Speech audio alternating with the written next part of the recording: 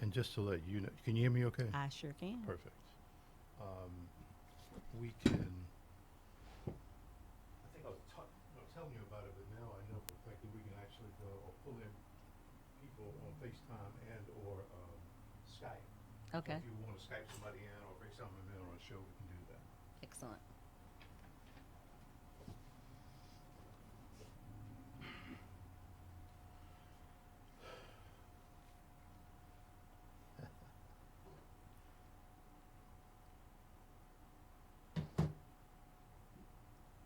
All right, mic check, check, check. Testing 1, 2.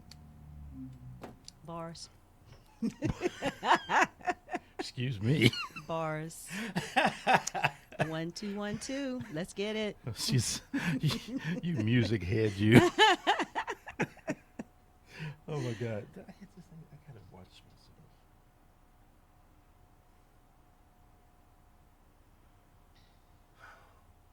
Yeah. There we go.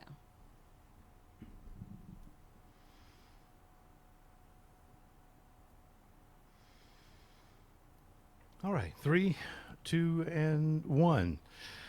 Hey, folks, this is Square Media Network. This show is the project with Steve Rutherford. And again, I appreciate everyone who is watching, whether it be right now or later on. If you're watching late at night, please do so. But I do, in fact, appreciate that.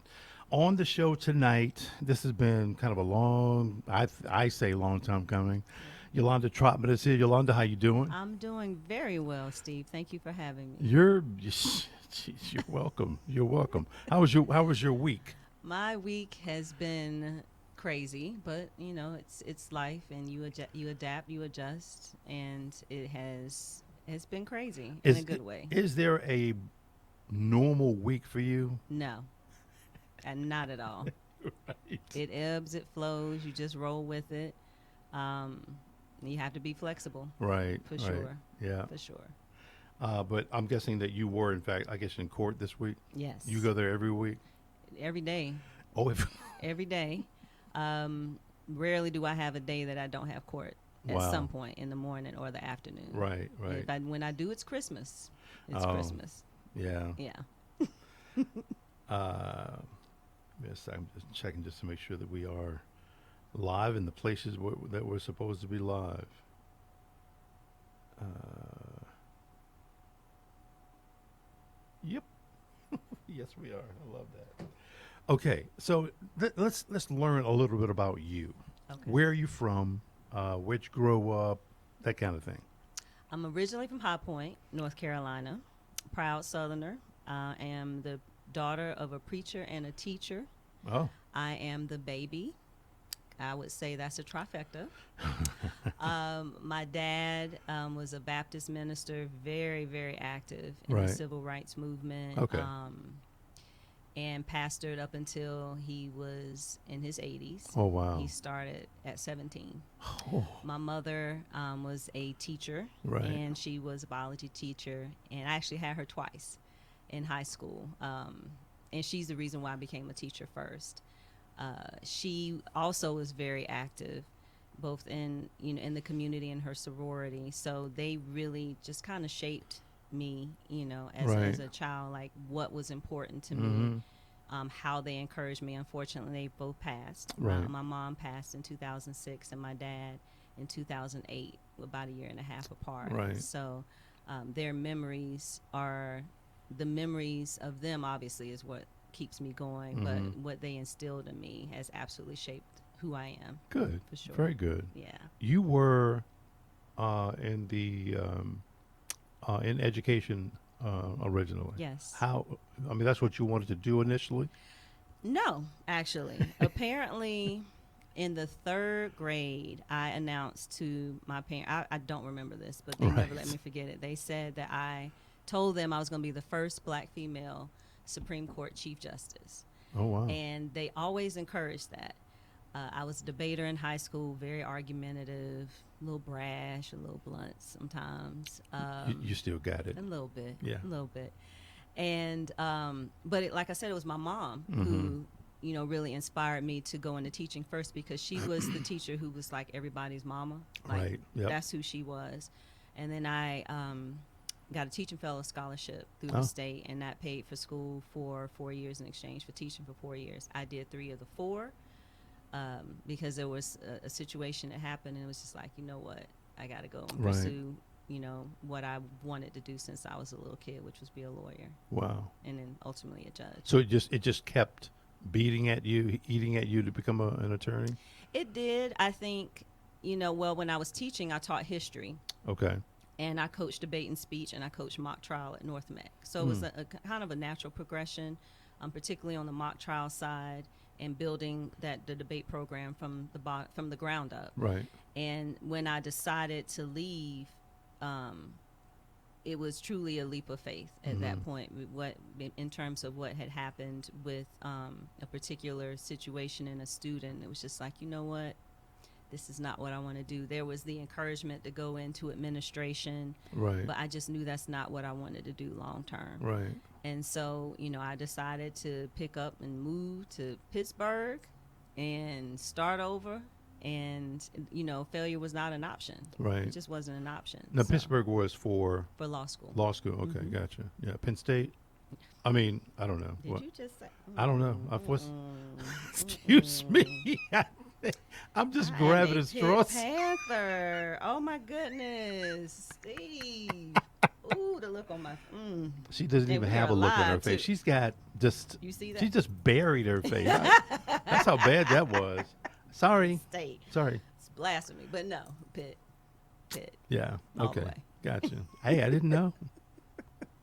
You learn things on this show. Right. Okay. So, and that's where you went to law school. Yes.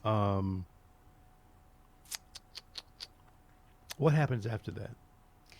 So I go to law school thinking I want to be a corporate lawyer. I have these aspirations of being in, a large firm, and I'm going to do mergers and acquisitions or be a litigator and A partner and all that stuff. all of that. Mm-hmm. And after my first and second, really my first summer, I realized I just wasn't a corporate type. I Right. wasn't the person that they were looking for. I wasn't willing to conform in the way that I felt like was going to make me be less authentic. Right. And literally, that was the next leap of faith. So wait, but let's back up for a second. Sure. Let's stay right there. What gave you that moment of clarity? I think maybe about halfway through my first summer, I was it was a mid-sized firm in Cleveland, very good firm. I was the only person, the only rising 2L of color. And I found myself bored. Because Oh. I mean, as a 2L, as an intern, I mean, you do a lot of research and writing. Right. You follow, you do as you're told. But I found myself not fitting in socially. Right. There wasn't anybody there that really looked like me. I remember a female attorney of color. Just there was nobody that I could look to as a mentor. Sure. I'll say that. And I just felt like in order for me to fit in, I would have to be somebody different. Yeah, Somebody yeah. who wasn't willing to speak out when I saw things. And it didn't feel right. Right. So like I said, about halfway through, I just had made the decision, okay, I'm really not going to pursue an offer. I'm not doing the things that, you're told to do as a law Right. student to be able to fit in to get that offer. And of course, I was the only one out of the 6 of us that did not. And I was so okay with that. I was so okay with that. Right. Right. And then the second summer, it was at a smaller firm in Pittsburgh. And I thought maybe that would be a better fit, but Right. it still it didn't feel like, again, still the only person of color, and I was okay and gotten used to that. I mean, Right. in my section, it was only 2 of us in our section of 100. And so, I just felt like, okay, this isn't it either, but I don't know what it is. Right. You were essentially searching. Absolutely. And so at the end of my 3rd year after graduation, I literally decided to take the North Carolina bar at the last minute. First I said New At the York. last minute? No, I'm not kidding. Like, I postmarked my application the day it was due. Seriously. Because it was either, okay, I don't want to stay in Pittsburgh. I don't want to stay in Pennsylvania. I Right. had kind of decided I want to do Philly. It's like, I don't want to go to D.C. Like, but where am I going to go? It's like, well, maybe I'll just go back home. Sure. Yeah. So I had to study by myself because there was no one else in my class that obviously was taking the North Carolina bar. I was still Right. living in Pittsburgh, which was incredibly scary. but that's where I really Living in Pittsburgh living was in scary? Pittsburgh. No, living in Pittsburgh and studying for the bar Oh, by gotcha. yourself. Okay. I'm like, was what? scary. Wha- No, What is Pittsburgh was wrong with fine. It was Pittsburgh? just cold, and I Okay, didn't well, like it. true. And I'm not built for that. Right. But anyway, in studying for the bar, that's where I really, really found, myself and just the courage to really step out on faith, like in a major, major way. And Okay. I like to share when I speak to particularly to young people. That's where I learned about this idea of faith, like as an acronym that Yolanda Van Zant spoke about in an audio book that I heard.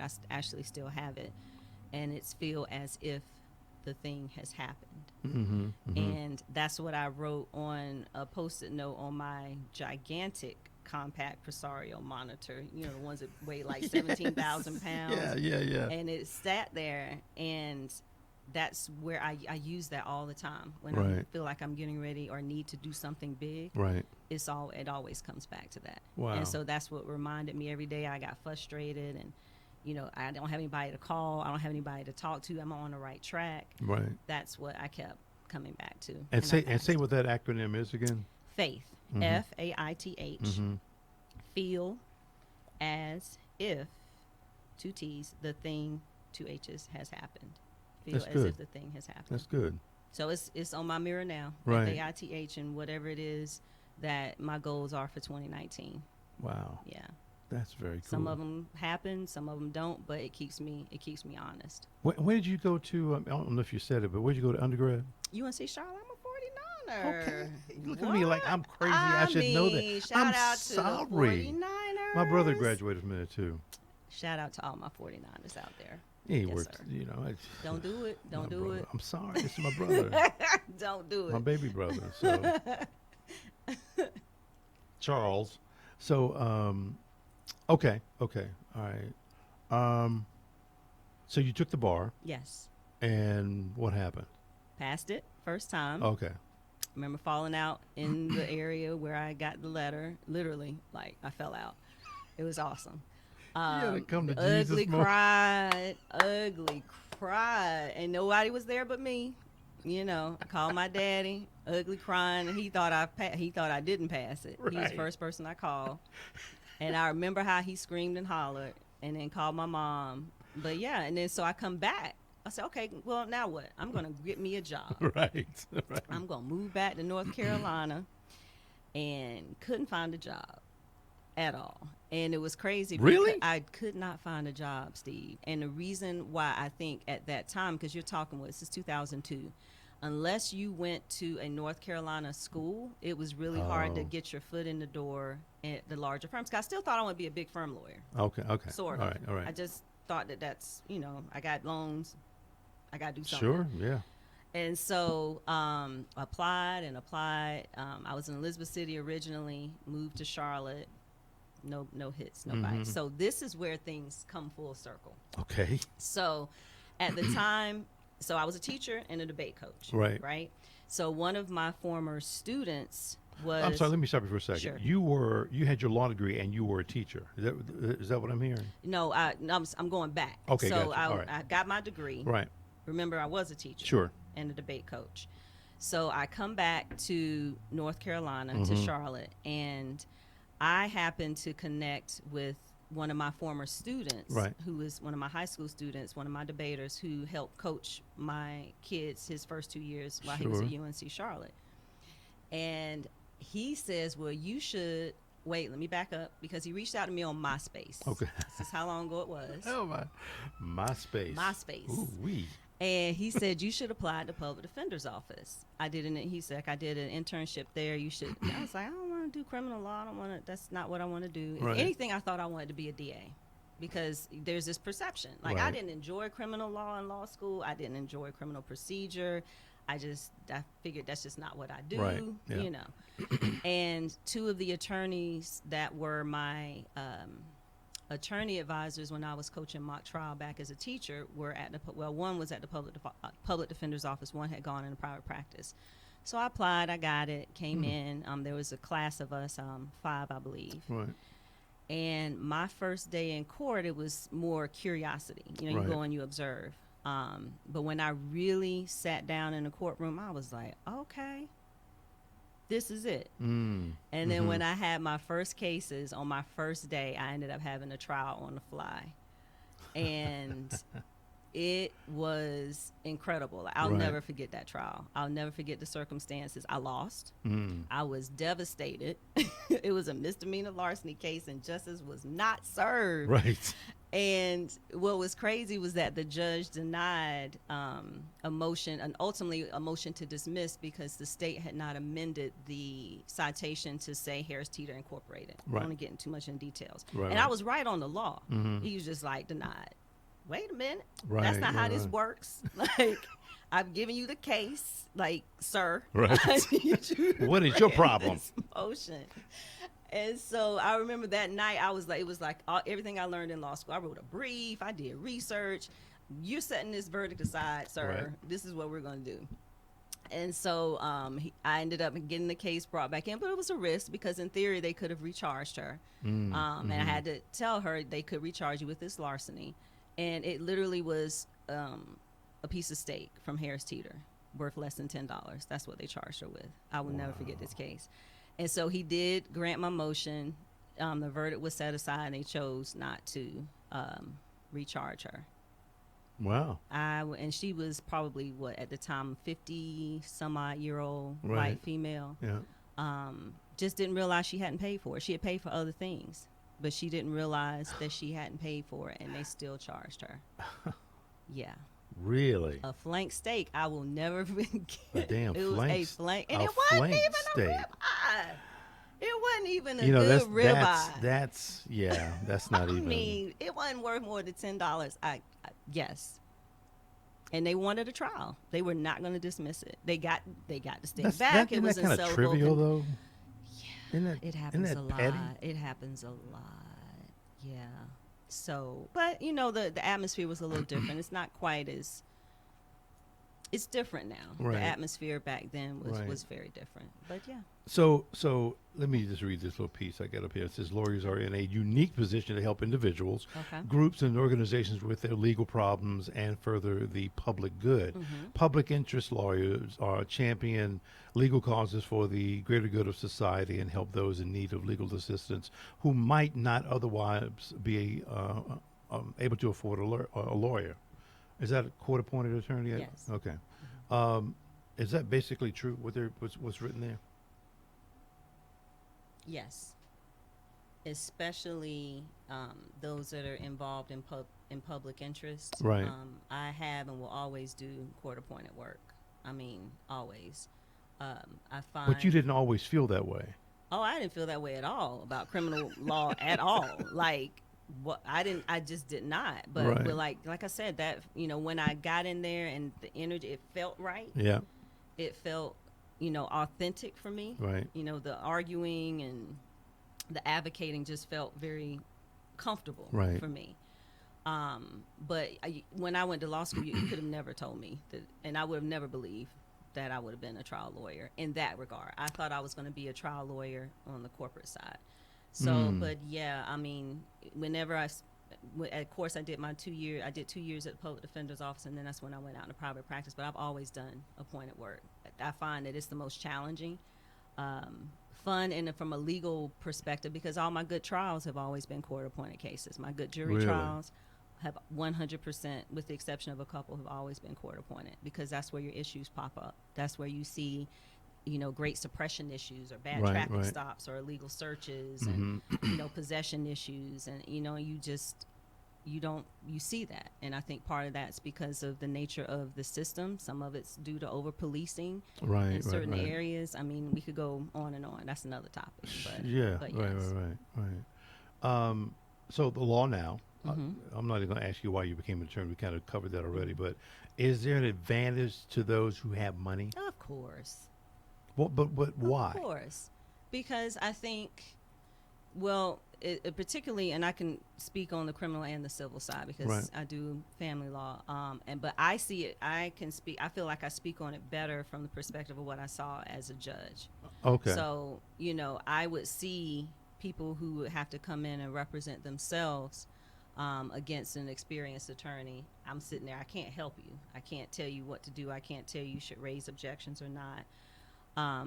And of course, that makes a difference because Right. if they don't preserve certain issues or raise certain issues, I can't do it for them, even if I want to. From the criminal side, there's great appointed attorneys. There's Right. some that, not so much. Right. But, from the perspective, having been on the bench, you can tell the ones that actually put the time and the effort in. Right. And I don't have to ask you or ask you to ask your client what they do for a living. You actually know these things because Right. you've interviewed, your client.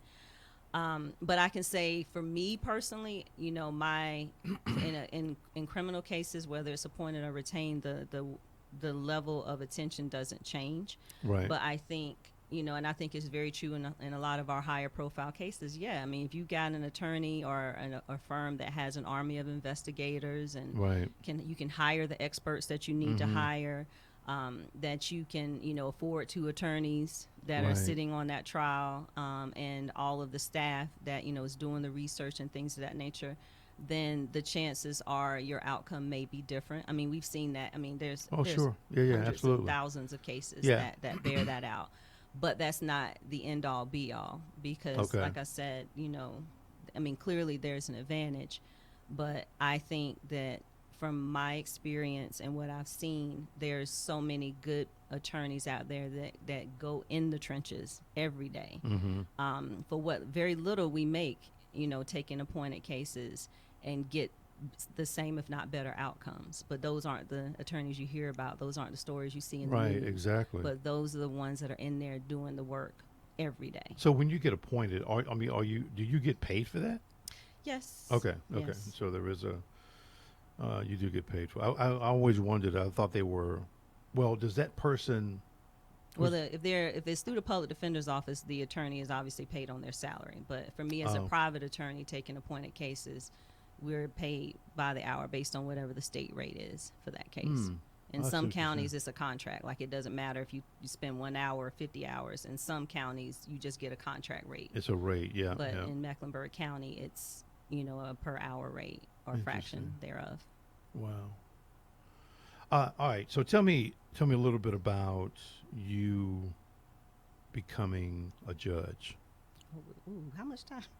Oh, we have all night. But first of all, why? I mean, did you want to do that? I did eventually. I did not want to do it at the time that I did it. So I had. I see. I'm sorry, but I see like a common thread It is. here. You were It doing is. things, but you didn't want to do it, but you Right. did it, Right. and then you ended up kind of liking whatever it was. Exactly. And I. But I think you know what? For me, it's always been okay. When God tells you to move, move. Sure. Yeah. Even if you don't like it, even if you don't want to do it, you have to trust the process. Yeah, If it's yeah. truly aligned with your purpose, Yep. you have the right and the ability to change your mind. Mm-hmm. But I just really, that's just been, for me, paramount. Right. And when I, when I decided to run, it was literally based on a conversation that I had with a colleague, not even a good friend, Right. any of that. It was not on my radar. Now, I had thought about running in the past. Right. But this particular attorney said, as I was walking into the post office, uptown, he was On like, 7th so Street. we're I mean, passing not each 7th, other. but yeah, I know on what you're talking McDowell. about. We're passing each other, and he's like, so so you running this time? Right. Of course, regularly Yolanda was like, no, I'm not, and stop spreading that rumor. And you Right. can tell everybody that I'm not running. I don't want to do it. I don't have a reason to do it. Not going to do it. Right.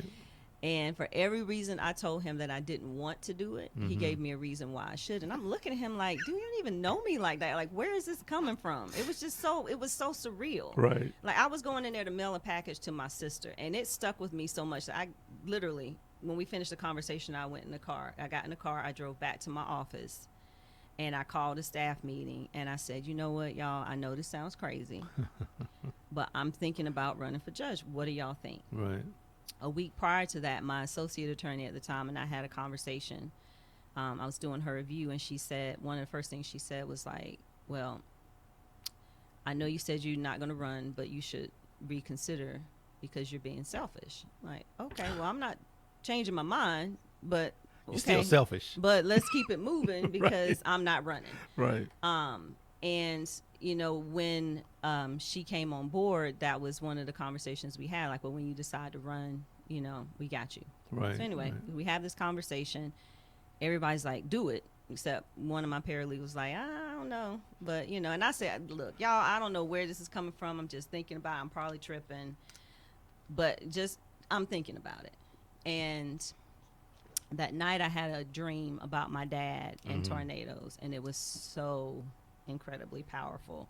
So much so that I woke up in tears. And it was like that was the answer. And when I looked up what tornadoes meant, it means change. Right. And you interpret the dream based on the size of the tornado, how you feel. Right. Is it destructive? Do you feel peaceful? Are you afraid? You interpret it that way. And the dream was so powerful. It was protective because my dad appears in the dream at the end. I wake up before I have a chance to talk to him, but his presence was so powerful, like I could smell him. Sure. When I woke up. Yeah. And, that was the answer. But I still didn't decide. I said, nah, I hear you. It was like, okay, we got some tornadoes, but no, I'm not doing this. I don't want to do it. Not going to do it.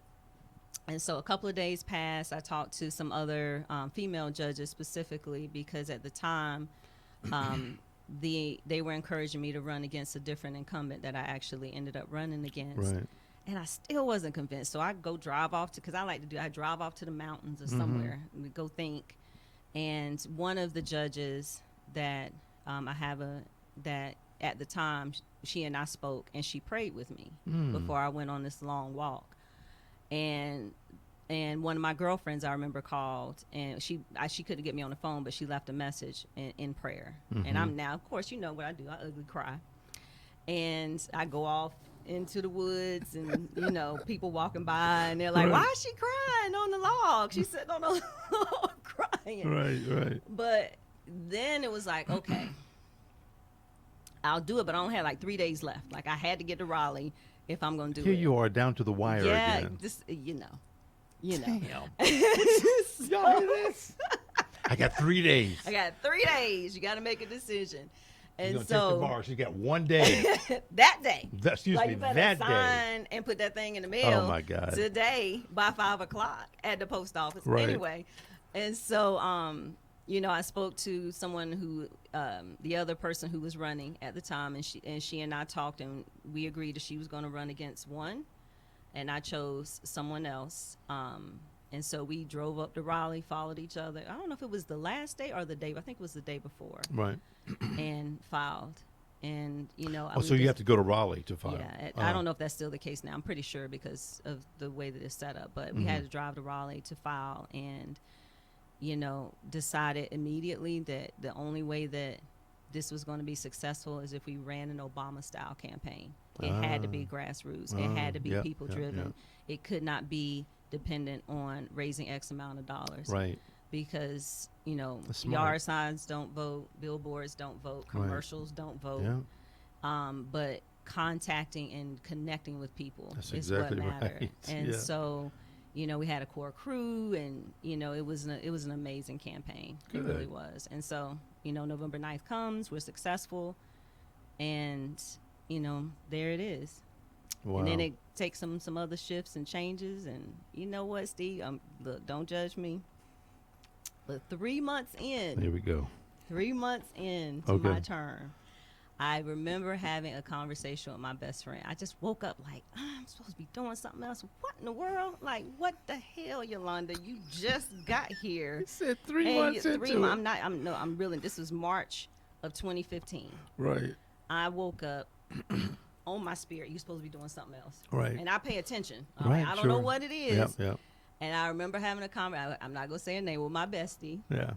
And I said, girl, you know what? I think I'm supposed to be doing something else. I don't know what it is, but it woke me up out my sleep. Now, most people are still getting settled into that job. Right. Here you are saying, I don't know. Think I might need to be doing something else. Wow. Don't really know. Okay. She cussed me out, sort of. Okay. in a very pleasant way. Oh, but sure. like, what in the hell? Mhm. Like, what do you mean? Right, You right. know, I said, I'm probably just tripping. I fly out to Sedona because that's my happy place. Yeah. Yeah. And I went thinking I'm gonna have this major spiritual experience because I always have a major spiritual experience, and even better, I'm gonna go. And I'm gonna go to one of these hikes I always do, and there's gonna be this burning bush, Right. and I'm gonna get the answer. It's gonna fall down out the sky, and I'm gonna have the answer. Didn't happen. So disappointed. I Yeah, did I have can a spiritual imagine. experience, but Right. had nothing to do with professionally. It was like dealing with relationships and Right. some other stuff. Yeah. And so I, kept going. Just I was just tripping. Right. And then, time evolves and I Speak develops, and then I really do make the decision to leap again this time and just go and just leave it all behind. How long were you in that position? 2 years. Okay. That's the term is The 2 term years? is 4, so Oh, I left 4. halfway through. Really? Yes. You were really that convinced that you had to leave or do something else, I should say. Wow, that's strong. It was strong. Well, I knew at the time, probably about 6 months before I left, I probably was just going to finish my term and just Right. not run for reelection because I just don't know if my heart was in it. Yeah. Yeah. And I had experienced some things that just left me very unsettled. We won't talk about it today, but there was one particular incident I remember with a couple of my colleagues. Like, I almost quit like that day. I was that disturbed and upset by how I was being treated. So you talk about the system itself. The system itself, but Right. this was amongst my colleagues. Right. And so I had to talk my own self down. Who you gonna talk to? Who am I gonna tell? Like, Right. y'all, I'm ready. Who you gonna tell? So I Right. had to, talk my own self down. And but like I said, when things kind of came together, it was a series of things that made me decide, okay, now is the time. And it had to be coordinated to be done in a way that, when I send my letter, that I explained it on social media because there's Right. going to be all this. Oh, of course. Why is she leaving? Right. The rumor was she dying, she pregnant. Why that had anything to do? Because I wasn't, but Right. she's dying, she's pregnant. There's some scandal she's Right. trying It's- to get there's ahead of. something, It's yeah. something like surely she's really not leaving to do other stuff. Right. Like it's something. But that's what it was because I Speak, was my baby, and it was Right. either I stay and this work dies, or you go and you watch it grow. But had you launched I Speak? Mm-hmm. Okay. And it was in existence in a very limited fashion because there was very little I could do from the bench Right. in terms of actually allowing it to develop the way I wanted it to develop. So talk to me about I Speak. What is I Speak? So I Speak Now is my nonprofit organization that I founded while I was on the bench, and we instill passion, pride. Hold up a second. Wait I'm a sorry. minute. Stop. What? Stop. What? You developed this when? While I was on the bench in 2000. Well, the idea came in I'm 2000. sorry. No. Stop for a Wait, second. wait. It came about when you were on the bench. Mm-hmm. Yes. How the hell did you even? You stayed, I guess, long enough to get it going or something. I don't know what you did, but I did. So this is the super duper condensed version. So I'm a truancy court judge Right. at Oakdale Elementary. Truancy court really isn't a court. right. It's where we figure out why kids are missing school. And of course, Oakdale is elementary school. So why are you missing school? What can we do to get services or whatever you need to get you back on track? Right. It's 8 to 10 weeks. You come every week. You have build relationships with the parents, with the kids. Right. There's whatever. Mm-hmm. And so this was when I first came on the bench. And so I was told, oh, we do this mock trial. Oh, cool. That's what I used to do. And so, but as it turns out, it really wasn't a mock trial. Right. They came to the court. They brought the kids to the courthouse. They did a tour. And they went to the courtroom and sort of did something, but Right. it wasn't what I thought it would be. So I had the idea, this was probably like the last 2 weeks of the program, to do a short fact pattern, give it to the kids, and see what they do with it. Right. And so I created this fact pattern, and I assigned roles based on how I thought the kids were being perceived. Mm-hmm. So the kid who was the bailiff was a 5th grade female who was labeled a bully. She probably really wasn't a bully because I Right. knew why she was acting the way that she was, but I made her the bailiff specifically. Got it. Yeah. You know, 2 of the shyer kids, I wanted them to be the judge. Okay. The babies, the K through 3rd graders, were the jurors. Okay. And then, you know, there was 2 attorneys, and then the main characters, which were Patrick and SpongeBob. Right. And so they got into a fight over Krabby Patties at lunch. You know, Patrick is charged with assaulting SpongeBob. Okay. Patrick is claiming self-defense. Go. Mm-hmm. And so I didn't have an opportunity to work with them. Right. Right. And this is why I knew there was something there because I didn't have an opportunity to work with these kids. I couldn't explain to them what opening statements were. We just didn't have that time because Sure. they were coming next week. Mm-hmm. And so let me tell you something. These kids blew me away. The bailiff learned like that, just how to bring court to order. Oh, good. Bailiff came down, Good. the deputy came down, showed her what she needed to do. She did it. The attorneys had written out their questions. One of them actually got in front of the jury box and did his opening statement. Mm. The kid who played Patrick, I had to give him the role that day because Patrick, the other child, was sick. Right. He got on the stand and sounded like Patrick, like he fully Wow. committed Wow. to his role. And then the judges I sat with the judge and I just kind of whispered to them, like, this is what you say. Right. So I go in the back with the jurors, and man, these kids are deliberating like adults. Like the trial lasted maybe all of 15 minutes. Right, but when right, I right. tell you they were, I hate that I didn't record that. I just had no Right, idea right. what was happening. Right. And they hung. I didn't have 12. It was like 6-1.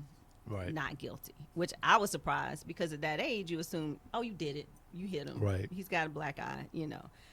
And so it stuck with me, but I speak didn't happen at that point. It was Right. just an idea. I was like, oh, that was cool. Parents told me I should But do it it was again. kind of formulating. Yeah, it was formulating. Mm-hmm. And what made me want to make it more community driven is that one of the parents told me that his son wanted to do a ride along. He was a little apprehensive because he had never had a good experience with law enforcement. Right. And particularly in the neighborhood where he lived, it was clearly over policed, but he said his son really wants to do it. Can you help me? So I put him in touch with a friend of mine who was on the force at the time. They do the ride along, and they talk, and that's all he talked about was Oh, wow. how it changed his perception. Right. And even when, the deputy that day, just on the whim, just because I asked him, I was like, can you come down and talk to the kids? Sure. Like this was the first time that I didn't realize how important that was, that people had actually had an experience with law enforcement that was positive. Mm-hmm. And so then the next summer I had an intern, and she and I worked together to do an elementary and a high school version. And that's when I really piloted it Wow. in Okay. 2 summer programs. And, again, 4th, 5th grade ages. And then one was like a K through 5th grade. And it was the same result. Right. Seeing them walk in suited and booted, Mm-hmm. they're prepared. I had volunteers. And so at this point, I'm walking them through the whole process. Right. I'm trying to figure out how many days can I do it in 2 days? Is it going to take 5 days? We still had the officer involvement, both Right. from CMPD and the sheriff's department. But now I have them come in and talk to the kids and answer questions and interact. And then the officer works with the kid who's playing the role of the detective. Mm-hmm. The sheriff's pretty deputy cool. works with the bailiff and takes him or her outside and makes them, Right. call court to order and, make sure that their voice is strong. And, That's good. they got to come in and practice and Right. bring the court to order in the classroom. And the witnesses have to be in character Yeah. and all of that. So there's an acting piece. And then it evolved from there to where we added a media team to where there's a media team where they create a fictitious news station, and they have to do breaking news stories, live tweet. They got to build their followers. They Right. tweet in the courthouse, in the courtroom, all of that. Their reporter, they decide who the reporters are going to be, who's going to be the ones doing the written copy Right. versus how they're going to produce it. Sure. And it's evolved from there. Wow. I said that was a short version, but I have to. No, that's Yeah. fine. It's a Yeah. great story.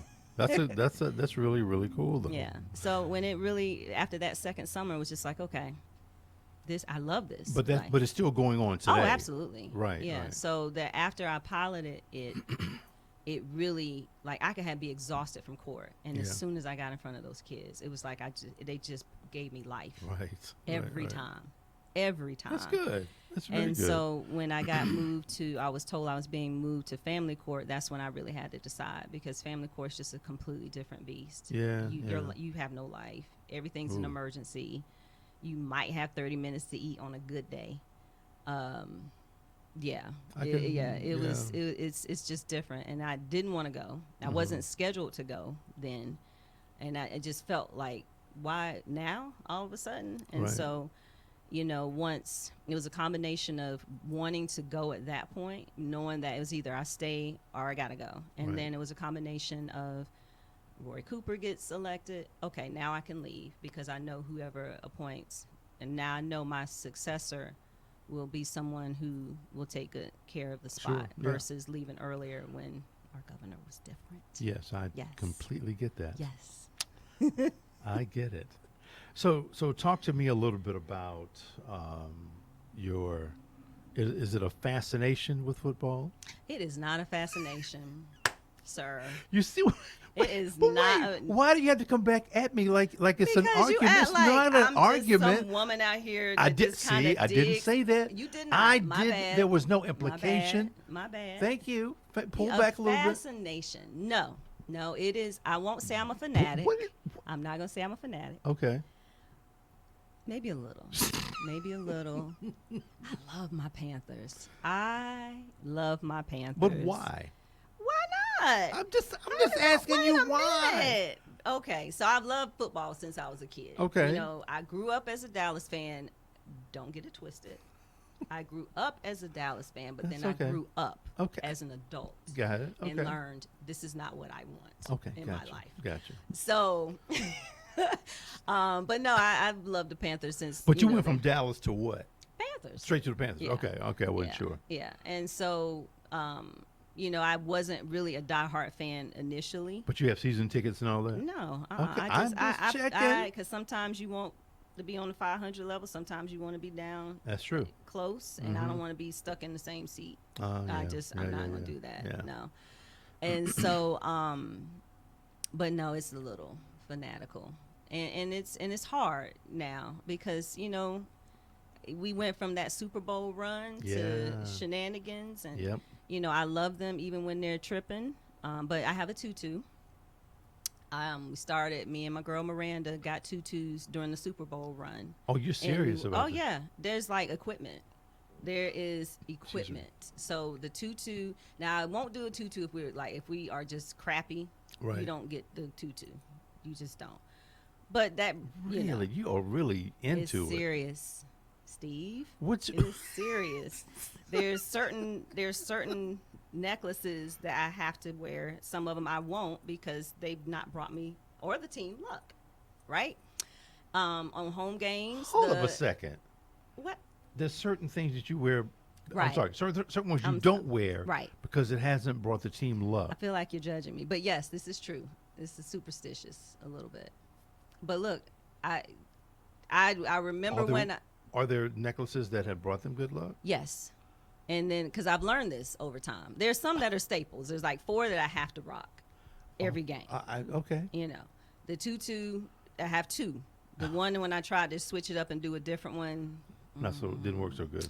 no. Okay. It did not. It was I Wow. tried. It was a bad idea, and I kind of take responsibility for that 3-game losing streak. Oh wow. Wow. Right, it's my fault. Sorry, y'all. But Wow.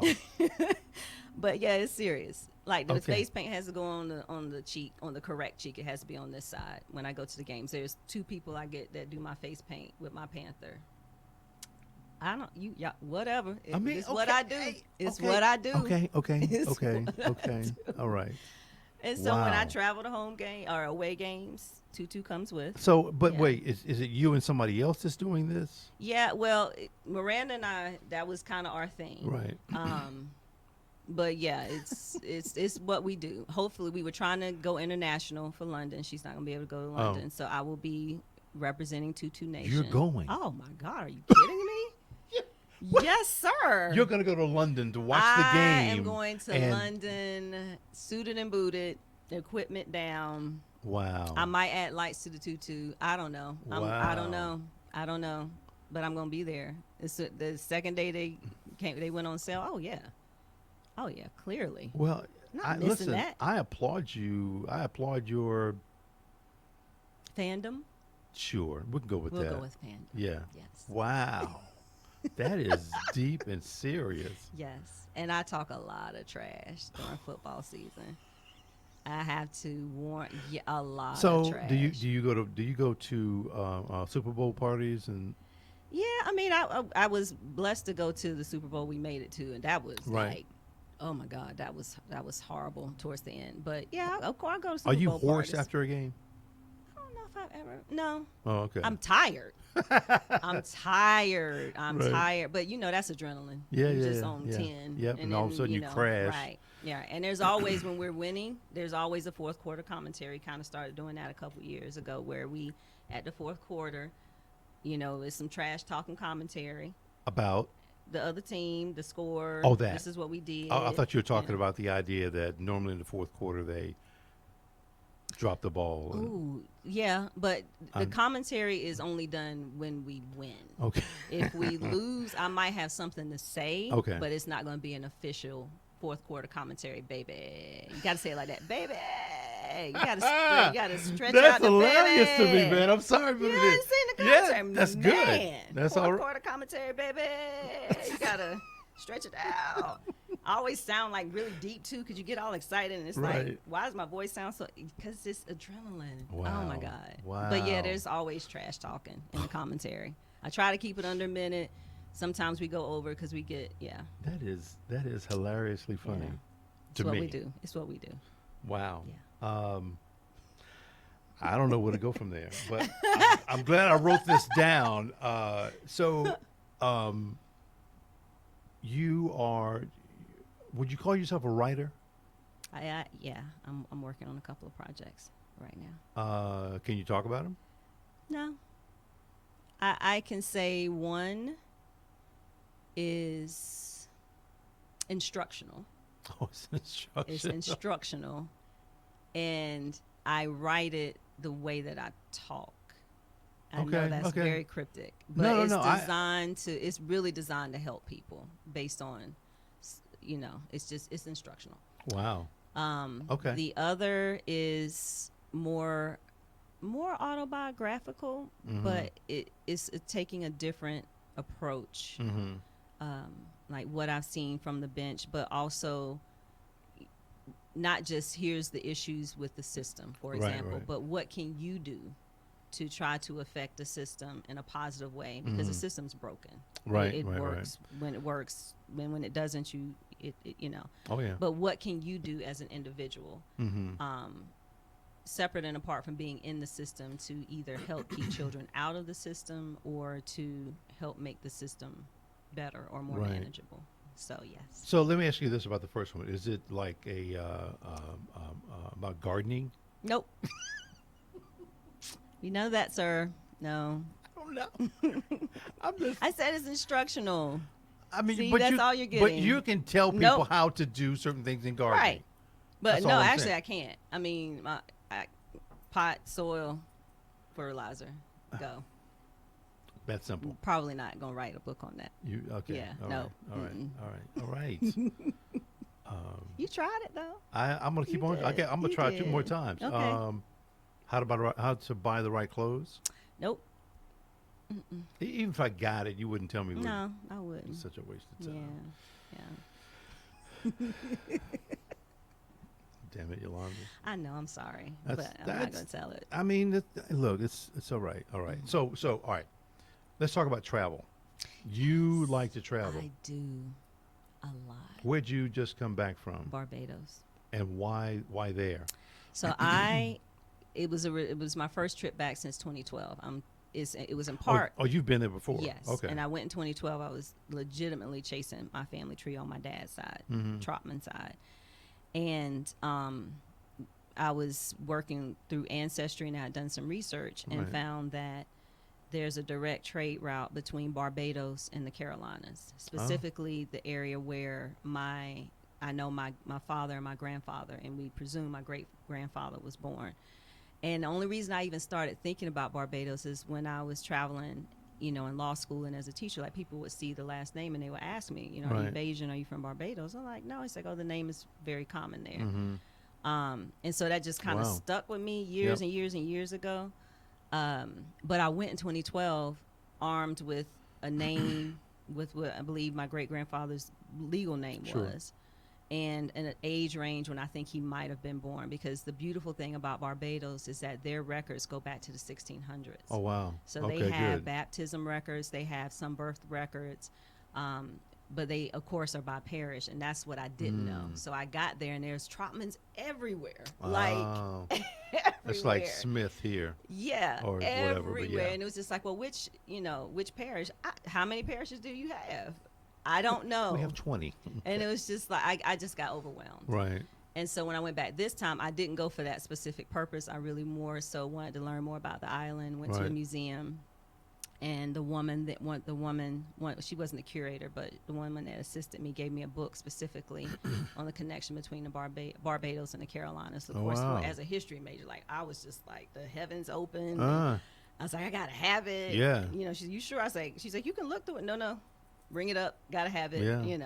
And it's beautifully written. I haven't gotten through it yet. And so in 2013, I did my African ancestry DNA, and that's when that first came out. And so I, with women, you can only do matriclan DNA. And so I hit 3 different countries, and eventually that was the plan, was to go to all 3 of them and put my feet on the ground. and what were those countries? I mean, Well, mostly Mandinka, and I hit in Sierra Leone, right. Guinea-Bissau, and Senegal. So let me ask you this, because I did the DNA thing, but it was through 23andMe. So you did one for. It's specifically African ancestry. I like that. You gotta I go. wanna do- It's yeah, I gotta do that. AfricanAncestry.com. I just actually ordered another kit this week because I want to redo it to see if maybe it can narrow it down to one country. But if not, that's fine, because it'll tell you the country and the tribe that you're associated with. That's which really is cool. so deep, because 23andMe is gonna say Africa. Well, yeah.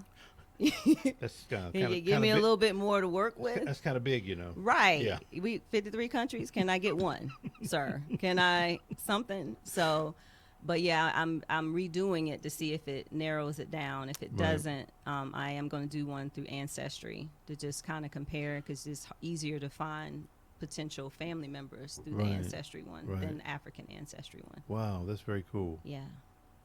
Interesting. So, that's the plan, that once it comes back, hopefully, or it's not hopefully, I'll make a trip to West Africa, and Right. it'll either to be to focus on all 3, but either way, it's just like, it's a calling for me Sure. now. Like Yeah, I yeah, need to be where I know I came from in a very real and tangible way.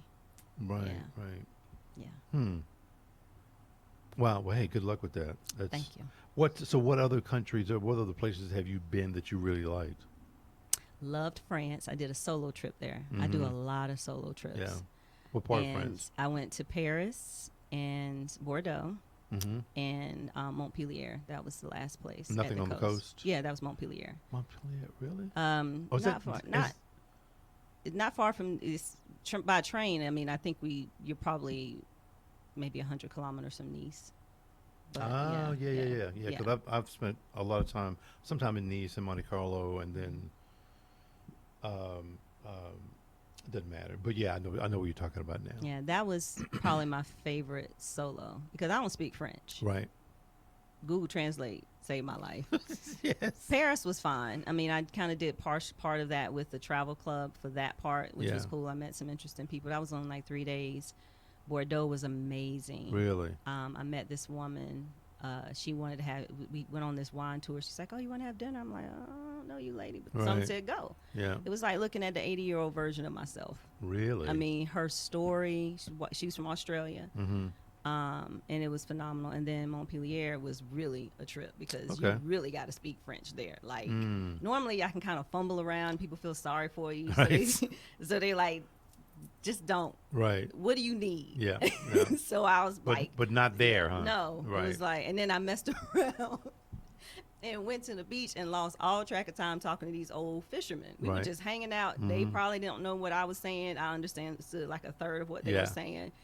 And they were catching fish and telling me about life. They probably were like 70, 80 years Yeah, old. It was yeah. awesome. Yeah. And next thing I know, it's getting dark. And it's like, okay, the guy I was supposed to call, I don't know how to ask him to come pick me up.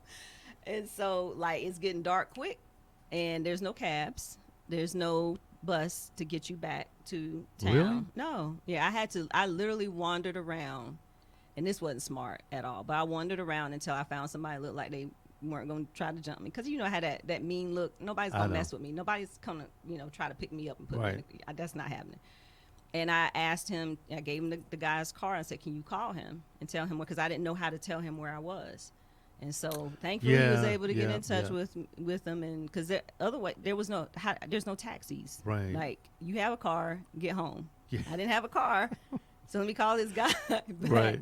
to come and get me. Yeah, that was, Wow. I will never do that again. Yeah. But yeah. it was kind of awesome at the time. Yeah. I spent quite a bit of time on the coast of coastal cities in France, and but had a great time, super great time. Yes. So tell me about one other place. Johannesburg. It was partial trips on my SARS. Shout out to the lovely ladies of Delta Sigma Theta Sorority Incorporated. Ooh, whoop. And so we went to Egypt right after. What? You gonna let me do what I? That's No, right. just do. That's fine. That's fine. There's nothing. Yes. I applaud you for doing it. Yeah. Yep. Yeah. I didn't Okay. pledge anything at all. But Anyway, we went to Egypt. Yes. Saw the pyramids. Went to Luxor. It was amazing. We did a balloon ride. That part was amazing. But what I loved, and this is the power of the social media, I had posted in a black travel group that I was going to South Johannesburg, and they were like, "Oh, you should get in touch with Angela." So somebody reached out to her. She reached out to me. Right. We ended up connecting a day or so before I got there, and we just bonded like instantly. So she comes and I go to her house, and we end up going to the elephant sanctuary. So of course, for any Delta, that was just like heaven. Like I rode an elephant, I fed an elephant. It was just amazing, and to be able to have that experience, for us to be able to have that experience, and then went to the lion park, and we're up close and personal with this amazing cheetah, and we got to sort of play with the baby cubs, but we got there when they were up. Right. Most times when you go, it's in the morning, and they're just kind of chilling. They let you pet them because they're sleepy. They sleep like 10 hours. No, I'm sorry, they sleep 18 hours a day at that age. We got there when they were on 10. Like they put our bags like on this chain link fence. Right. They were like regular cats trying to get the bag down. They ripped her bag. They somehow thought it was a good idea to put a family with small children. So the kids are screaming and running. They're telling them, don't run. The I wouldn't little even be lion in there. cubs are like, oh, it's time to play. Everybody's freaking out. I'm in the corner like, I'm going to need everybody to calm down. Yeah. And Hello. they did. It was fine. Right. But yeah, they were on 10. But that was so amazing. It was 3 of them, and I have cats myself, have 2, and so like they were just playing like regular cats. So tell me this. Yes. Let me see how much history you know about your sorority. Don't even do it. I'm just asking. Can I not ask a question? You can ask. What's the elephant? I can tell you part of it. Uh-huh. It's associated with. See? It's associated with one of our founders who collected elephants, and it became symbolic of our organization. Okay. And, I'll go with that. I'll go with that. That's what we do. That's good. Yeah. That's good. Had I pledged, I would have pledged Alpha, but that's just me. Okay. Yeah. Okay. Okay. All right, Yolanda, we are at the part of the show where I start to ask you a bunch of questions. Okay. First question. Okay. If you were home on a rainy Sunday, what movie would you watch? My go-to, I don't care whenever it's on, Willy Wonka and the Chocolate Factory. Get out of here. I'm not kidding. What? You mean like the old, the original? old one, the Gene Wilder one, Right. not that Johnny Depp foolishness.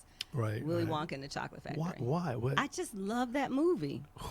And because if you look at it as an adult, like Willy Wonka was talking straight trash Yeah, to yeah, the kids, yeah. to the parents. Oh, Like they didn't even get it at all. Right. You know, the Oompa Loompas were dope. Yeah. You know, I know all their songs. It's just, you know, I didn't appreciate it as a kid. It's supposed to be a kids movie, but there's a lot of adult humor And and themes. just shade. Yeah. It's Yep. just shade. It is right, It's right, so right, right. much shade. Yep. And I just love that. And I just love that movie. Really? If it's on, Excuse me. I'm gonna go. I never would have said that.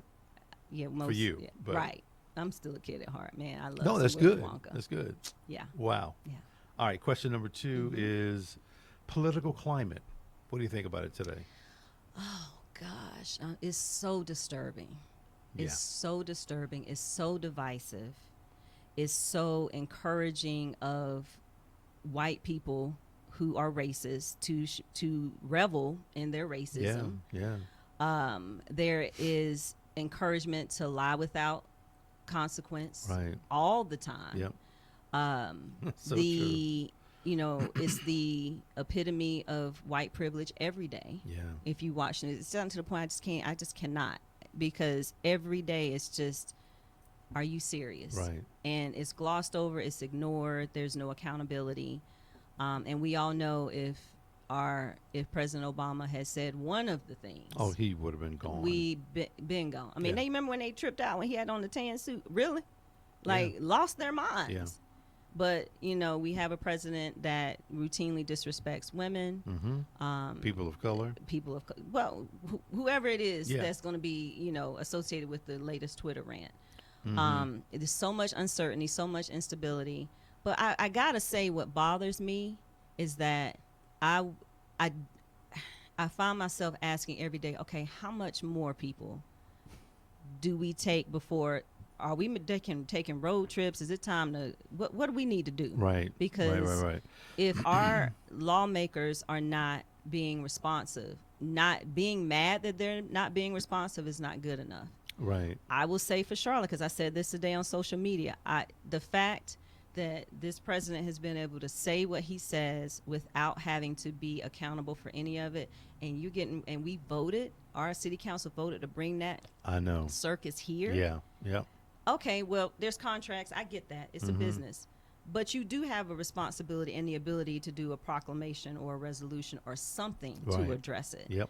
Because you don't get to do that, bring that here, and just by being silent, Right. saying it's okay. I think it set Charlotte back. Oh my gosh, yes. It's going to be a circus. Yeah. And of course, if you saw any part of the rally last night, that's a preview. That's exactly preview. right. Yep. That was a preview akin to a mob. Yeah. And yeah. that is frightening. It is. Yeah. And it's just going to get worse. But you know, there's on the bright side, you know, there's, you know, people are stepping up. Obviously we have women in roles of leadership that we haven't had before, and I think have been galvanized because of the level of shenanigans that we've been dealing with in the political process. Right. But you know, those are some bright spots. But every day, I think many of us are so sick of it. We're becoming numb, and that's dangerous, because that's straight out of the playbook. Yep. That is straight out of the playbook. Sure is. Do it every day. Sure they get is. used to it. They get acclimated to it. They don't respond to it. Yep. And it becomes normalized. And Well- that's what the media has allowed this to become. It's become Well, I'll normalized tell you what. behavior. Whatever shows on this network, that is one of the things that we will do, is to make sure that people don't sleep. That's right. There's no freaking way that shit's gonna happen. I'm sorry. Right. So, but anyway, that's just my little 2 cents right there. Right. Number 3, immigration. Mm-hmm. You kind of sort of address it even in the political climate piece. Mm-hmm. We know it's not good. No. We just know it's not. So I'll skip that. What part of the human face is your favorite? Doesn't have to be yours. It can be anybody's. Smile. Yeah. Because it can always brighten a person's face Yeah. up. Yeah. What's your favorite restaurant? Ooh, I'm gonna get in trouble. How you get in Answer trouble? that. Okay. 'Cause it can be- Ooh, this is tough. Listen, you travel. It can be at any restaurant in the world. That's just not gonna fly. Okay. That's not gonna fly. Okay, all right, sure. Can I have 2? Sure. Okay. So they're both my cheers. So Sports One and Dressler's Metropolitan location. Sports One is your and cheer. favorite restaurant? Sports One and cheer. Sports One and Dresslers for I different like reasons. Dressels. Yeah. Oh, because Sports One is football central. First of all, that's football central. Period. That's football central. And I have been a fan since really once the first time I was here. And I think what did it for me, me and one of my girlfriends, this is when I was campaigning, we were going somewhere else and we walked down there. Right. And this wasn't long after it opened. And went in and she asked if Peter was there, Peter Thomas. And so he was there. He came out and he spoke. She was she did the pitch. Mm-hmm. I introduced myself, told him why I was running. And he's like, well, what can I do to help? I said, I'd like to have a fundraiser here. He's like, okay, well, let's make it work. Let's make it happen. So he gives me the information. I asked him to come. He doesn't really know me like that. Right. But he flew in from Atlanta that day and hosted it. Okay. And I never forgot that because he supported me when he didn't know me, didn't have to support me, didn't have to put his name out there. Yep. And, say whatever you want, people need to make their own decisions about who they like or dislike based on their own interactions and not what they hear. Right. And so, the staff, all of that, they've always been good to me. Good. They've supported I Speak for events. Their chef is amazing. I was just going to ask you, how's the food? Jamie puts it down. Jamie, you put it down. He puts it down. Okay. Yes. All right. So Dresslers, kind of the same. Like I started going, again, they were very supportive during the campaign. They support I Speak. John Dressel, the owner, is hilarious. And he's so accessible. He's just accessible. Right. And so, I don't think I've eaten in the actual dining room, but maybe 2 or 3 times if I had to. Right. It's always in the bar area. At the bar, yeah. Mm-hmm. Like I said, they've always been very supportive. Nick, who's the chef over there, is always fantastic. It's a little different when he's not there because there's certain dishes I won't get if he's not there just because, Nick puts his own stank on it. Yeah. Some of the other chefs, but yeah, I couldn't pick one. It would be those 2. Is there any one spot in Charlotte that you would classify as a speakeasy? No, but we need one. There is one. Where? Well, I shouldn't have said no because I can't think of the name of the damn place. What is the name? In Charlotte? Yeah, it's over by, is that Cotswold Shopping Center? Oh, I wouldn't know what you talking about. I don't make it over there. No. I don't know if somebody else can chime in and help. You said that quicker. I wouldn't know anything about that over there. I don't know nothing about that. Nothing. Okay. Don't make it over there. So, okay, all right. But we're gonna trust you, Steve. I'm telling you, it's a nice speakeasy type spot. It's what I'm calling a speakeasy. Well, no, there is a spot that we went with some of my line sisters called ... That's exactly what I'm Is talking that about. what you're talking about? That's it. Yes. That's now it that right would there. be it. Yeah. Because you feel like you're going Is back that in Cotswold? time. It's off of Park Road. It is. Back in the cut. Yep. And And behind you have to everything. Find it. Yeah. Yeah, but yeah, ... That's it. Yeah, we went and shut the place down. It was great. Yeah. But yeah, you feel like you're going back in time. Yeah, that's it. Yeah. That's it. Look at you. So that's right, girl. Look out. Look out. What's your favorite drink? Regular or alcohol? I don't care what Oh, it is. okay. Okay. Ooh, tequila. Straight up. Wow. Don Julio Blanco. Ooh. Made little baby salt rim. Right. 2 limes. Damn. Favorite cigar? Ooh, that's tough. And I'll tell you why it's not tough for me. Because you don't smoke cigars? No. Oh, I do smoke cigars. I stopped going on names a long time ago. I just need to look at it, feel it, and smell it, and I'm good to go. So nice, what's your short, favorite? fat one. I don't have. I can't name it because Okay. I don't. You just know. I just know. Okay. Yeah. Mm-hmm. Cohiba Yeah. Maduro number 5 is probably my favorite. Yeah, you better have some food on your stomach with that joint. Well, I mean, it's not that it's not heavy because I Right. can't do heavy ones Right. at all. Okay. But I love Cohibas. Wow. Hard to get them, but there's Guantanamera. Those are pretty good too. Very Okay. light. Very Yeah. light. Yeah. Oh, excuse me, Yes, lady. All very right. light, yes.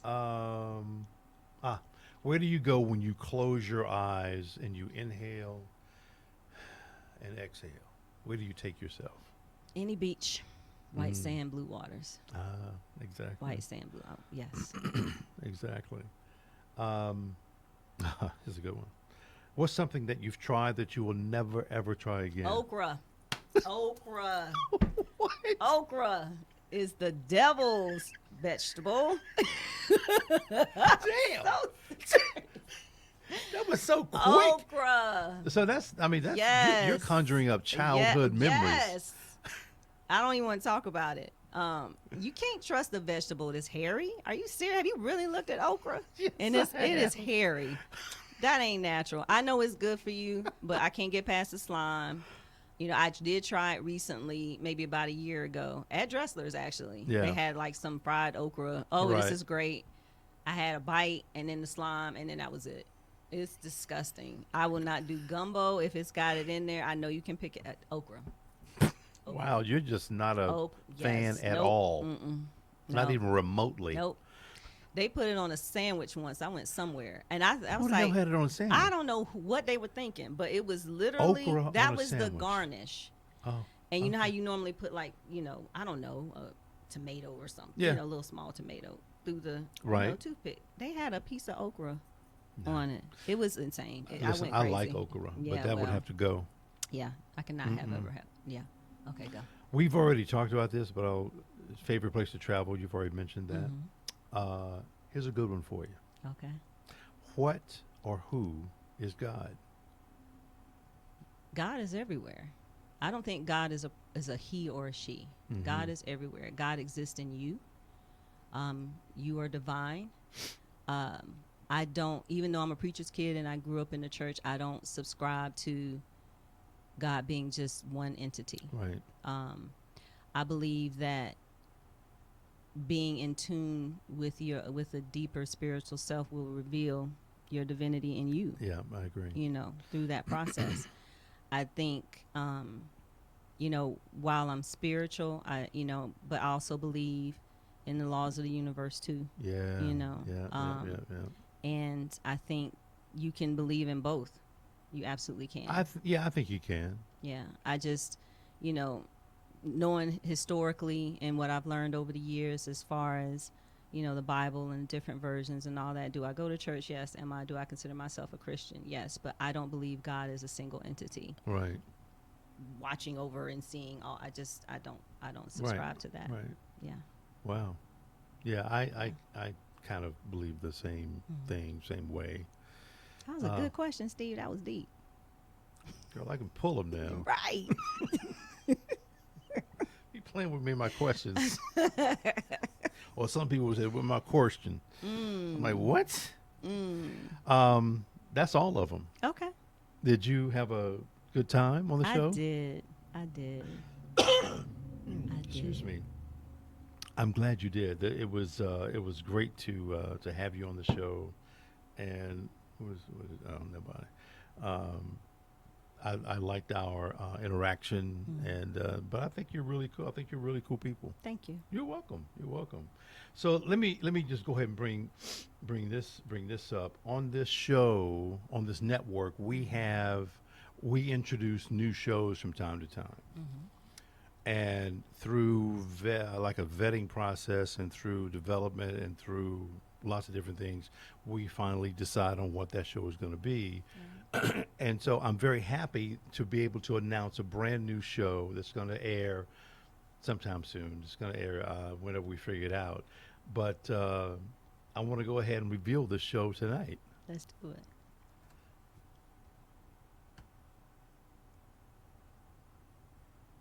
Fourth on the network, and here's the show. This is The Conversation with Yolanda Trotman. Let's talk about it.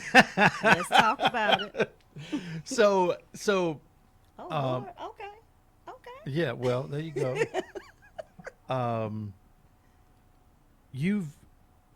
Let's talk about how this whole thing kind of happened. Yes. Our mutual friend, was it Pam, I think? Who how did I find out about you? Oh God. Doesn't matter. But anyway, through our conversation, kind of revealed itself that you wanted your own podcast show. You've been thinking about it. And so how does it feel now that you have it? It's still a little surreal. Yeah. It's incredibly exciting because of the show ideas that have already kind of developed and things that are in place. And it really will be about the conversation, and it will be no holds barred. Right. And I love the fact that we're not limited to a segment. No, you're or not. 2 minutes or 3 minutes, or if you're lucky, maybe 5 minutes to address an issue. We have the none of time that. to do deep dives Sure do. into issues that, affect all of us, but more specifically to, people of color. Yeah. And the shows are live, which I think is great. And once the That's shows are gonna be over, very interesting. yeah, Very interesting. once they're over, people can go back and watch the show almost immediately. It may take a couple of minutes for it to populate or whatever, but it's up there. But yeah, it's all the shows, including this one, of course, are open format shows. You can talk about whatever you want to talk about. And I've gone from having an atheist on the show to having a show where we talked about religion. So it doesn't really matter. Right. The thing that people like about these shows is that you can talk as long as you want. There's no time limit. So it's that part of it is very, very good. So, but again, welcome to the network. I'm glad Thank you're you. here. I'm I excited. think this is going to be So really, really excited. cool. Yes. Right now it's going to be twice a month. We got to figure out the day, hopefully a Thursday or Friday. But we'll figure the whole thing out, and we'll just kind of keep it moving. Yes. Did you tell anybody about it? I did not. This literally is the first time I Really? really talked about it. Wow. And that's the thing. It's about the conversation. Yeah. So, let's talk about it. I love what I did with you yesterday and threw something at you that was, and I said, this is going to just, this is going to piss her off. It did. And I said, the amalgamation. You're like, what the hell is, I'm sure you'd say hell, but what the hell is the amalgamation? What is that about? I'm like, the honest Yolanda? reaction was like, wait a minute. What he say? No. Does he mean this? This is a joke. Wait a minute. Do I know what amalgamation means? I Googled it, Steve. I Googled it. I was like, okay, I know it means putting stuff together. Right. Okay. I'm like, I can't think of 3 people who knows what amalgamation means. Why are we doing an SAT word show? But This is a thesis word show. this and this there. That is not what I was like, Steve. But you know something? What? You called me, didn't you? I did. I was like, bruh, I can't stand that. What I say? I can't stand that Yeah, name. I don't like that I don't word. like I can't that at stand it. all. I can't stand that. No. I said, well, give me something. And yet, the Oh conversation. my God! And it came right out. Yep. Yes, it did. Thank Yes, it goodness. did. Came I'm right very, very excited, and the quality of guests and the topics, I think the viewers will be very pleasantly surprised with. Very good. Yes. Very, very Yes. good. And we'll keep it light. It'll be fun. Well, if you want to keep it light. Well, yeah, because some of it, we've got to have real talk sessions. Right, We've got to have real talk sessions, and what I love about this network is that we have the flexibility. If there's a major event or Right. something major that happens, we're not bound by time constraints, Nope. or we have to do it at 6:00 or like That's other exactly news right. outlets. Yep. And we can really do a deep dive and bring Sure can. people in, and people can watch live. They They can come chime in and physically. We can bring them up on FaceTime Yes. or Skype. all of that. Yeah, they can do all that stuff. So I think that's fantastic. Amalgamation. What in the world? I thought you were punking me. That was, where I got Hey. that from, honestly? Tupac. I Was that- caught the Tupac reference, but it was like, yo, no. That's right. I just saw, I heard it. No. I'm like, oh shit, amalgamation. Hold on, watch this shit. Like, I can't even spell it without thinking about it. Like, amalgam. When people have been like, did she really? No, but I love the fact that it just came out very organically. Yeah, After yeah. we had that conversation, It sure did. It sure did. Oh It's my like, God. what do you got? I don't know, Steve. Oh my God. But it's not. It ain't amalgamation. I can tell you that right now. It's I don't not give a damn that. what you say. Right. I'm not doing that.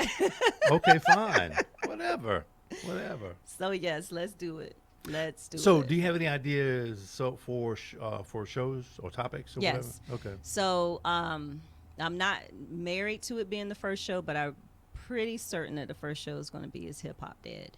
Ah, And I like a it. shout to, obviously the classic album or CD that Nas did, but I really want to have a conversation. And I thought about that just because, when you watch award shows, it's like, wait, what? Who? What? Right. What's happening? Right, like, I don't right. understand what is going on here. And then you Yeah. kind of feel like your parents, like when they say, oh, in my day, Right. But right, it's right. it's real talk. Yep. And, the consciousness of hip hop and, how it evolved from the 80s to the 90s, and have we lost that? Is it Right. gone forever? Right, right, Or right, is there right. room for it to come back? And, hopefully the guest that, my dream guest will be on the show. We're going to go ahead and claim it. And That so would be that, cool. yeah, so that, one of the topics is going to be, who are you? Right. How do you go about finding your family tree, like practically? Ah, okay. And what that looks like, obviously kind of talk about, the personal journey. Right. There'll definitely be a show on politics. Obviously, we're in that season. Yeah. But really talking about the state of what's going on here in Charlotte Right. in a way that really matters to people of color. Right. Not just statistics, not just, okay, here's what the problem is, but what are the solutions? Because we have to hold our lawmakers accountable. Right. And right. we're not doing that. No, we're not doing a good job with that We're at not doing all. a good job of it. No. So I'm not sure what that looks like, but obviously that will be an issue that we'll tackle. Obviously, when football season comes around, there will be. I don't understand, but go ahead. I know. It's Are fine. you going to wear your tutu on set? Why would I not? Yeah, if it's a what? Yes. It won't be on a Thursday night because if it's a Thursday night game, I'm not going to be here. I'm going to be watching a game somewhere. I totally that's just get that. what I do. I get it. But yes, and I have a couple of dream guests that I hope will appear for that. Okay, good. To actually have a very in-depth conversation about our team. Our team. It's going to be your team too. Yes. Our team. Yes. I like the Panthers. Yeah. Okay. I do. Okay. I don't know. It was I'm just not as fanatical about it. and that's okay. That's okay. You. Right. And I really want to do a show for, to talk again, this is just some of them that will be focused on how do you go about traveling in a way that is cost effective, like Right. some of the things that I and some other people have learned out here in this travel world, what that looks like. Because I think there's such a perception, you spend so much money. Oh, no, you don't have to. There's plenty of ways that you can do it inexpensively, tips and things of that nature that are practical. And especially to encourage women Right. to solo trip. Yeah. Because it can be life-changing in the best possible way, but to be smart about it. Right, And how to go right. about doing that. Because I get that. I get questions. Like, how do you do it? Why did you do it? That type of thing. But that's really important for me as a woman to encourage other women to do it at their own pace, Right. what works for them, because and to do it and save money, Right. all of those things that people may not know that I've kind of learned over the years. Yeah. That's Wow. some of them. That's very good. Yeah. That's going to be but very that good. hip hop dead. That was the first idea that came. Because hip hop is life for me, Right. Right. and for a lot of people, Right. nothing's gonna set a good party off like some old school hip hop. That's true. Yeah. I don't care how old you are. All of a sudden, you whopping it out, you sweating, every time, Right. regardless of the age. So Did you ever get into go-go? I did, but not like I don't get crunk on a go-go set. It's like, oh, okay, yeah. Water dance. Okay, I'm good. Sorry, I You love know. me some damn go-go. Yeah, that's. But I'll two-step and Yeah, do yeah, what I yeah, do. yeah. Yeah, but yeah. Okay. Yolanda, that sounds amazing. It really does. I appreciate it, and I'm looking forward to it. Mhm. And of course, we will work on some things as we go through and develop these things. But this is fantastic that you're on the network and you've got your own show. I'm very happy about that. Thank You're you. welcome. You're I'm welcome. very excited. Very Good. excited. Very good. Listen, next week, folks, there are three shows that will be on. Uh, Monday on the Deluxe Podcast Show, they're going to have this woman who has developed her own makeup line. Mhm. I'm like, how the hell do you do that? Well, you're going to learn then. Well, How about that? that's right. Erica Craig is her name, and they're going to talk with her. Probably take another hour and a half or something to talk with her. She's going to have samples and go over the process of how she did it and why she did it and things of that nature. So, I think that's absolutely amazing. Um, it's actually my niece, but Okay. yeah, And you don't know how she did it. You ain't asked her, Unc? no, because I'm not into makeup. Okay. That's what can I say? What can I say? Okay. So she's on the show on Monday with the ladies from Deluxe Podcast Show. Tuesday, on my show, we're going to talk about black technology. Frida Hindley and Inovia. Do you know them? I know of them. I don't know them Okay. personally. Yeah, Yes. Bedford's going to be on the show. And we're talking about, listen, you can talk about entrepreneurship all day long. And there's going to be very, very similar stories. Technology is a little different. Yes. And so we're going to talk about that, their ups and downs, and what they're trying to do now, things of that nature. So it'll be very cool to have them on the show. And on Wednesday is, try it that way. Unapologetically Black, LaWanda Mayfield show. I don't know who our guest is going to be. It doesn't matter. We'll put that stuff out probably on Monday or something like that. But those are the shows that's going to be up on Monday, Tuesday, Wednesday of next week, which is fantastic. That is the end of the show. And folks, thank you very, very much for watching. If you watch now, Yes. great. If not, watch later. I really, really appreciate that. But thank you so, so much. And have a great night. We'll see you. Night, y'all. Go ahead and shut this thing down.